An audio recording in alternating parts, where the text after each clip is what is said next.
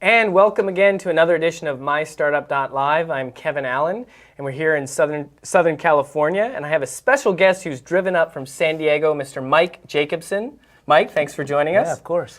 Mike is with a new tech startup called It's Borrowed. Mike, why don't you give me a little bit of background about It's Borrowed, and we'll showcase it later on the show. Sure. We are a mobile technology, and this came about maybe a year and a half ago, and I was in Florida on a business trip, and a bunch of guys wanted to go play golf, and of course there was a way to rent clubs, and there was no way to rent golf shoes. Famous.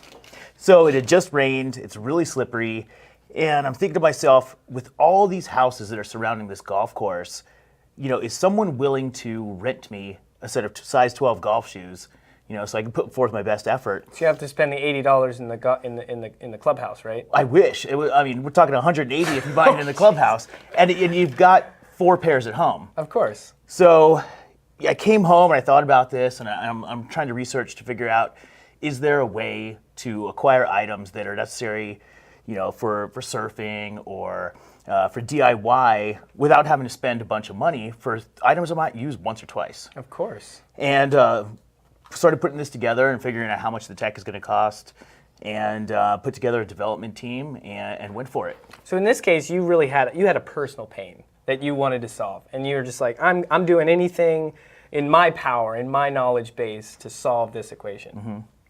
And it wasn't just me. It's everyone. The millennials are kind of, leading the way on the whole non-ownership. Yeah, on the whole non-ownership. But what was funny, what I found, is that while the millennials are the ones asking, hey, can I borrow your stuff or rent it from you?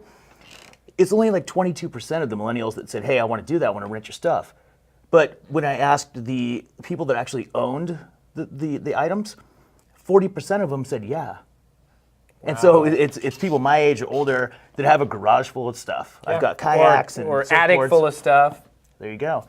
And so 40% of people like me who own all this stuff are saying, yeah, I would love to rent this out. Make a little money here and there. Yeah. And all the camping gear, if you think about camping, you're probably spending $800 just assembling a little bit of gear to go camping. Some people do it once in their entire lifetime. And now they're just sitting on all this once gear. a season, maybe even, something right. like that. And so there's a whole bunch of underutilized items that we have that we can rent out, we get them back, and if we rent out something maybe 10 times, we just paid for it, we can go get a brand new one. And then you could even sell that, let's say multi-used item that several people used even on eBay or after that, permanently. So how'd you get to starting the team and sort of talk me through, you've got the idea, you kind of thought about how much it might cost, but how'd you get from there to kind of where you're at today? So I was living in Walnut Creek, California, which is just outside of San Francisco. Okay. Bay Area, and had been in the sales side of things for a long time, working for some successful startups at VP of sales, and then previous to that was at Demand Force. We had an exit there, and so learned a lot about the actual technology side of things when working with those teams. And it was about having a co-founder that was a CTO, Chief Technology Officer, to kind of help me out with that. Is he or she from Southern California? My CTO now is from Southern California. Okay. Navy guy. He was up at Apple in the Bay Area as an engineer, and I've actually been developing in Mexico. Nice. Okay, good source. I haven't heard Mexico before, but this is good progress. NATO. Not NATO, it's NAFTA country, NAFTA country. Right, and what's really cool about working with Mexican developers is that culturally it's very, very close to what's happening in the United States. The time difference is maybe 1 hour. Right. So we can collaborate at the same time. Right.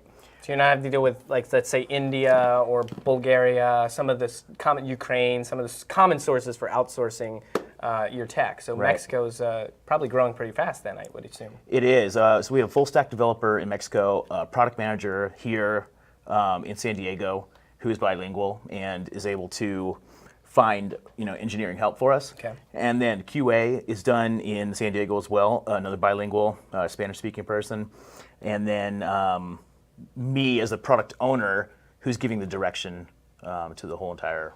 Actually, I think that's a good topic because a lot of technology that's developed really doesn't take into account even multi-languages too. Are you? Will this kind of be something that you could port even in Spanish itself, like the whole app? It somewhat has to, being that there's so much Spanish speaking in Southern California, actually in California in general. Well, I would argue even the whole United States. I mean, you have Florida, you have Texas. There's a lot of population in those border states. Right.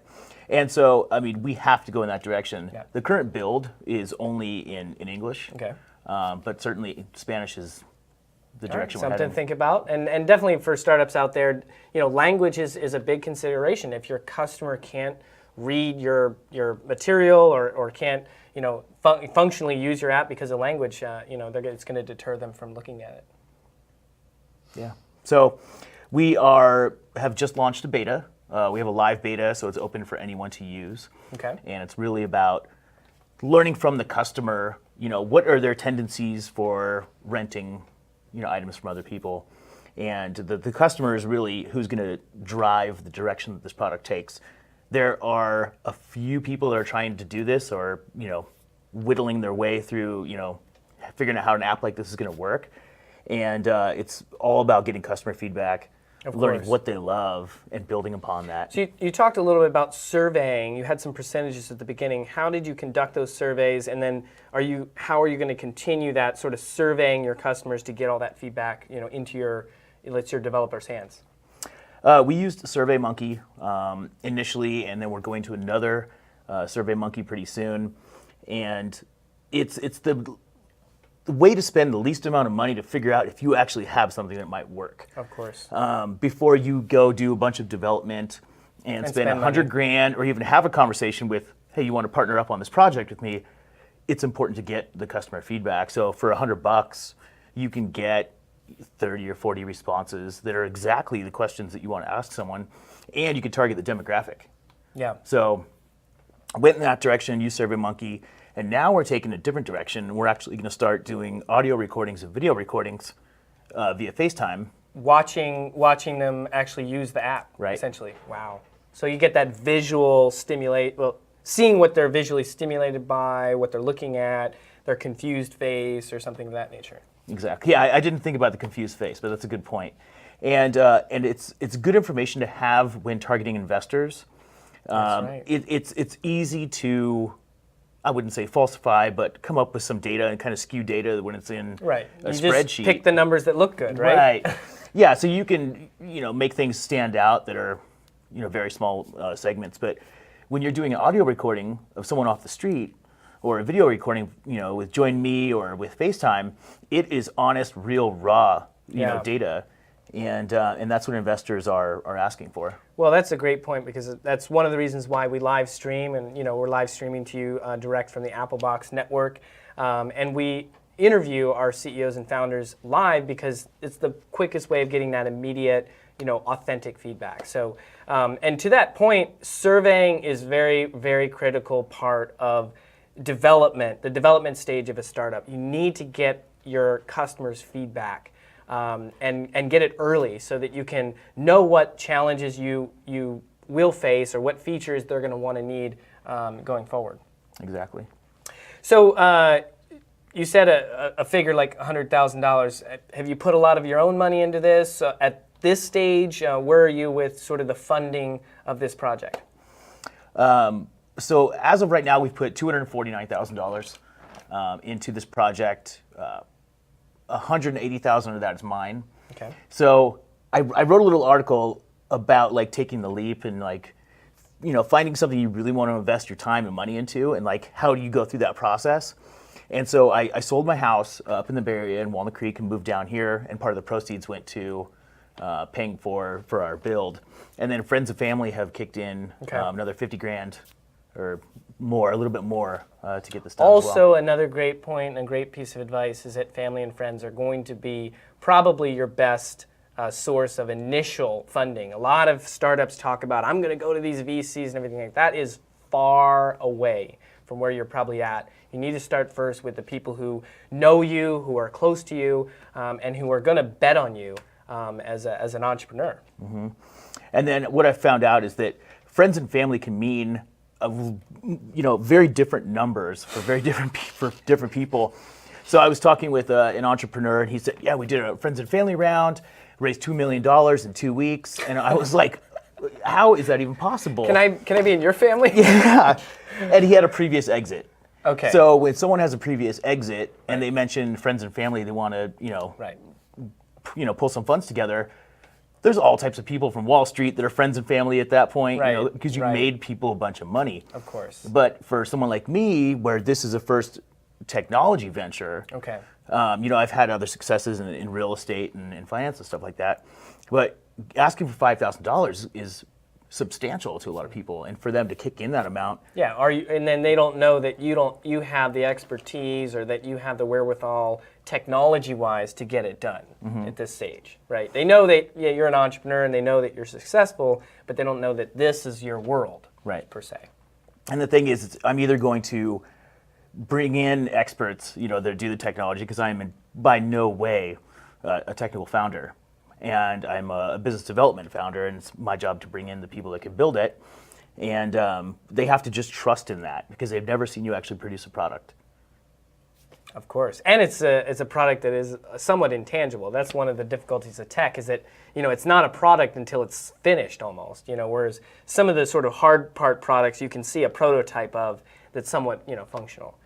Well, let's get a little down and dirty and showcase what It's Borrowed is all about, and how would they find the app right now? It's Borrowed on Android and iOS? Yes, we are in both app stores. Okay. So the app is built in hybrid, Okay. which allows us to deploy to both app stores at the same time, which is really cool. Awesome. Yeah. And also your feature updates will sort of be in line and on both platforms as Exactly. Yeah, they're built in parallel. It does give you some limitations as to some of the product features that you can have in there. iPhone has specific things that you can do. course. Android has specific things that you can do. But to the person on the street, they probably won't know the difference. Right. And interface is going to be very similar. Yeah, So- for example, this is the iPhone. I generally use an Android. And in looking at this, there are some like test flight features that I have on here that are going to look a little bit different on Android, but essentially it's the same product. Well, a little point, and not a plug for Apple, but it was the 10th anniversary of the iPhone today or yesterday. So yeah, we're here on an iPhone. So we're demonstrating technology 10 years later that is really mind-blowing. Right. So let's take a look. So It's Borrowed is live on the phone here. Do we have it up on screen, Sean? We do. All right. So when you log in to It's Borrowed, you're going to see a feed of hot items Okay. that are in your area. And it's also going to say how much per day these items are. Okay. So generally they're being rented or they're being borrowed per day on a per day, not really per hour per se. We have per hour on our roadmap, but we wanted to keep it very, very simple. I'm from the school of, like, if I rent something like a surfboard from a surf shop that's in San Diego, I don't want to have to worry about like getting it back or being charged another $30 for that hour. Right, because the waves are really hitting and you're just like, I'm going to stay out here. Well, yeah, not only that, I've never surfed before on a surfboard, so I'm probably going to suck really bad, and I'm going to need more than 1 hour for sure. So we didn't want our users to have to think about rushing back. So it's actually a little bit of a loose return. Okay. The owner of the item and the renter of the item are going to negotiate a pickup time and a drop-off time. Okay. So whether it's 25 hours or it's 20 hours, we're going to go. You're by not counting one day. every hour. You're just saying, okay, well, you're going to take it on Thursday and then you're going to return it Saturday, so that's 2 days, Right. roughly. Surfboard rental is somewhere around $25 an hour. And when we're surveying our users, the likeliness of them charging 24 hours times $25 is really low. They're looking to make about $25 a day. Right. So considerable cost savings if you're renting a surfboard. Right. Because now I can go surfing for 5 hours and really only cost me $20 versus $125 for a whole day. Yeah, and you're not having to sweat getting it back within that hour. And even I saw a snowboard on there, and snowboards, I mean, at least we're here in Southern California, it's not snow next door, so it's going to take you some time to get there. You may be staying overnight, and then you're coming back the next day. Mm-hmm. Okay. We also, the action sports are something that people want to try. In San Diego, when I came down, I just moved down here in October, and everyone says, "Oh, you have to go kite sailing. It's so much fun. You have to go surfing. It's so much fun. Do you have a longboard? Do you have a long skateboard? Yeah. And it's all this equipment you've never had before. Right. It sounds really cool, but the idea of me being really good at all these sports and having the time to do them all, and store all those items too. Right. That's probably a bigger sell point for the let's say for the borrower, is that they don't want to take this stuff home for good. I don't have a place for it in my garage. Right. Right now. And that's why the table saw seems to be one of the things that people talk about a lot. It's something you want to use because you're a DIYer, and there's some program on TV where you can build a headboard out of reclaimed barnwood. Well, it requires a table saw, which is probably the size of this table, that we're sitting in front of here. No one has a place to store that. They're going to use it for 1 hour and then not again for another 5 years. Right. So items like that probably exist within 4 blocks of your house. Wow. And you could literally wheel it down the street. Of course. Rent it for $10. Or have the borrower come pick it up. Exactly. So let's go ahead and pull an item. I need a drill today. So I was thinking about drilling some. I was thinking about constructing something. I need a drill. Sure.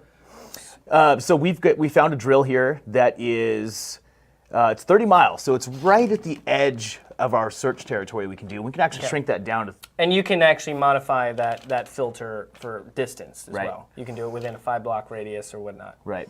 If it was something that was highly specialized, I might be willing to drive 30 miles to go get that. Right. Or I can actually I could do a search and look for things that are at my destination. Right. So if I'm Right. going out to the desert, I know I'm going to need a bunch of ice chests. I can look at ice chests that exist right by where I'm Which, by the going. way, Yeti ice chest costs nearly $1,000, so renting it is a good option as well. Not buying one is the best option. And any other means of getting your hands on one. So what do I do from there? So I can chat with the lender. Correct. So you can hit chat, I can and this chat will directly allow to you him. to communicate back and forth. Okay. And then once you've arranged a time to pick it up, then you're sending the request over, and you're basically just choosing the days you need this item. Okay. You go pick it up. You click that you've picked up the item. Drop the item off. You click that And I you notice used here it. they've got a replacement value, so if I lose it, that's what I'm going to have to pay the person, or damage it in a way that's, let's say it's non-repairable, I might have to pay for it. Right. So what we've asked is we've asked someone to give us the value of their item if they were to sell it on Craigslist. Okay. So if it's a beat up or it's an older item, like this drill looks like it's got, actually that one looks pretty new. But if it was something that was 5 years old, it was one of my drills, I'd probably put it on there for half of what the new value was. Right. And then there's an arbitration. If you break something, but it's not completely useless, we will actually arbitrate.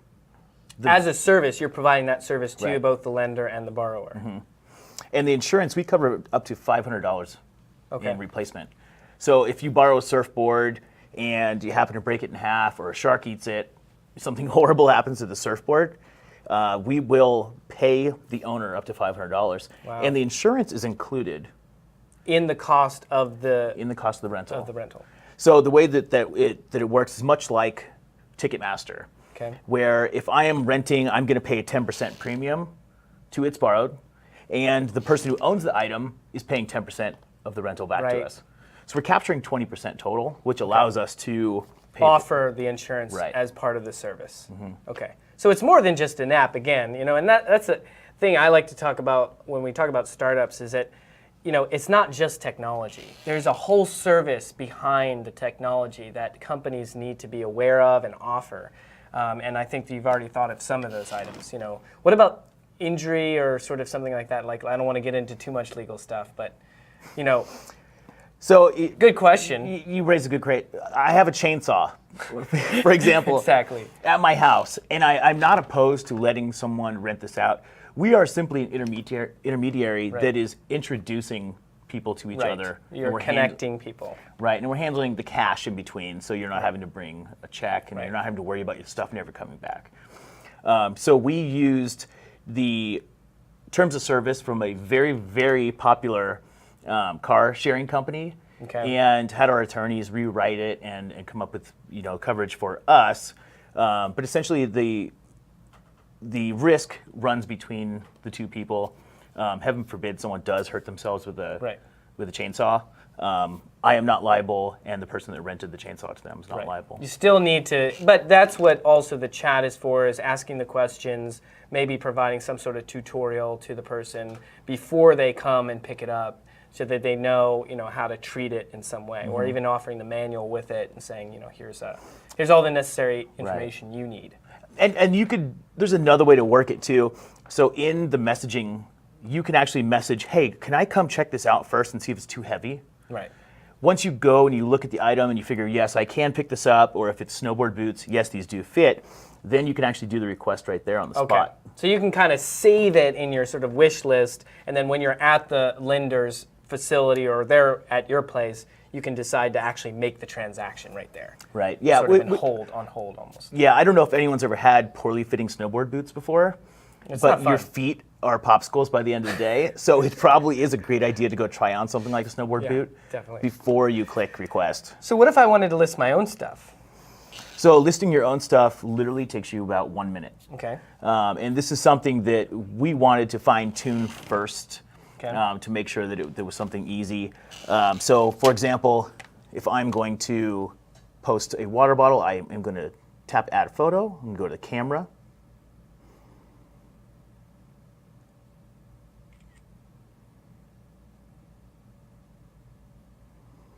Now we're going to put in the zip code where this exists. 92618. All right. And the reason we use zip code is we don't give away the user's address. Until the transaction's taking place. Correct, because if you are, for some reason, renting out a $500 diamond ring. I know that yet $500 diamond ring is at your house. Yeah, and so we didn't get want it. to give up that course. location, just one of the security features. So there's a trust factor that's built in the transaction. Right. So I have listed a water bottle. We do have a $4 minimum per day. The reason being is we cover all the credit card transaction fees. Okay. So money is moving in to the So system. it is a cashless system, though. Correct. Okay. So the way it works is if I'm renting something out and you put a request to me, once I click yes, I will accept that request. Money moves from your account through Stripe into its borrowed. Okay. And then when I want to get paid, I click a button that says, take my money out, and it sends it to me via PayPal. So that's the sort of escrow almost that's in the middle. Right. Okay. And so you can use the funds in app, kind of like stack it up like you would do in Venmo, or you can disperse the funds directly to you. Okay. So you can have almost like a borrowing fund for certain things that you may need on a daily basis. Yeah, or a secret fund, I guess. Would be. Or better yet, like that TV I bought the other day, I could have rented it. Right. Your wife would notice the new TV on the wall, though. Right. So we have put our water bottle on here, and we're going to click Publish. Now, the nice thing about renting out items like this is that my water bottle is now forever in the system and can be rented out a multitude of times. Right. If I were to post something on Let Go, I post it once, someone comes and picks it up for Once $5. it's sold, It's gone. Yeah, it's gone. You have to redo that whole transaction. So again, you're saving time for the borrower, the lender, excuse me. In that you're saving that in the system. Exactly. So now it's available to rent. Wow. Another thing, you think about like parties or something like that. And I have one barbecue at my house that I just bought. It doesn't work that well, and I can fit probably 8 burgers on it. So if I have 30 or 40 people at my house, I can You either want get one a of those caterer. pig barbecues, the one that's got the spit. You can stick the spiedina. Exactly. In Italian, they call it spiedina. I need a Spiadina, or just possibly another barbecue. Of course. It exists literally within 5 houses of you. There are a multitude of barbecues. And they've got them on wheels. They can roll them down to you, and someone's getting something for it. That's the point. The inconvenience factor of the lender is that they're getting something back for it. Yeah. And what we found is that, through going on Nextdoor and getting a bunch of feedback through Nextdoor, the people that know each other are typically not going to have any type of transaction in place. Right. And so I'm you just can going to lend it to my next door neighbor. right, maybe. and you can use the app for doing that as well, just by doing the messaging back and forth and say, hey, Doug, we talked about your barbecue. I saw your barbecue on It's Borrowed. You mind if I just borrow it, literally? So you don't even have to necessarily do the actual transaction for your next door neighbor, but down the street, maybe someone you don't know, there's money there. Right, and what's that? And thinking, having that mindset about like not charging led us down the road to think about, what about nonprofits and not-for-profits that are right. So like the first tee. Or events. I was thinking events because I come from events. An event, there's a ton of equipment I needed when I was doing my events that we didn't necessarily have, or that some service provider needed to provide at a very high premium. And so like natural disasters or fires too. So the American Red Cross could essentially use our app and say, hey, we're in need of pumps because there was a flood that happened. And so people aren't necessarily going to donate their $300 pumps that they have for pumping out their basement. But now they can rent out that $300 pump to someone or let someone use it for free. Yeah. If people need... A lot need... of causes that it could go for. Yeah. If it's super cold and there's, a fire happened to your house, people might be willing to let you just borrow their really nice heavy-duty jacket. So you're in open beta. How long have you been in open beta? We've been in open beta for about 2 months now. Okay. And what's the sort of timeline for formal launch? We're ready to sort of, pump a lot of advertising into this. And what are you going to do at that point to sort of get that audience out there?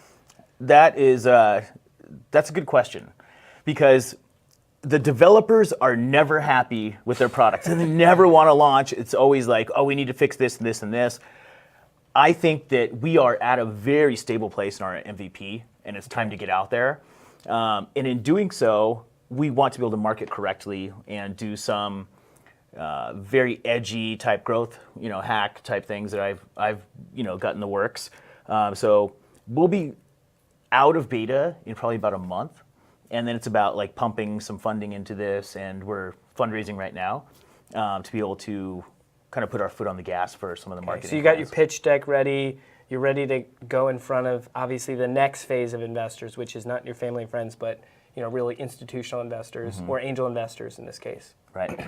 Yeah. So we're looking for a group of angels, or a micro VC or a regular VC, or essentially whoever is in the right ballpark for us and has some industry expertise. It seems like it has a pretty broad user base that really can take off if you get the right formula in place for awareness. I think you got a great tool there, something that everybody could use, almost on a weekly, daily basis, maybe even just monthly, who knows. So let's take a little look at the little video that Mike's brought with us to educate us a little bit more about It's Borrowed. Hi, this is Katie. Katie wants to go camping, but she doesn't have a tent. She doesn't have a lot of money or storage space in her apartment, so buying a tent is not an option. Luckily for Katie, she just installed the It's Borrowed app for her smartphone, which lets her find all sorts of items for rent, locally, or while she's on vacation. Dawn has the perfect tent nearby for just $10 a day. Simply pick up the tent and return it when you're done. The money exchanges seamlessly through the app, so you won't need to bring cash. Can't find an item nearby? Post a request to people around you. Or start making money and rent out items yourself. It's Borrowed will secure the value of your item in the event of loss or damage. It's Borrowed. Invest in the experience, not the equipment. And we're back. Thank you so much, Mike, for bringing that video in.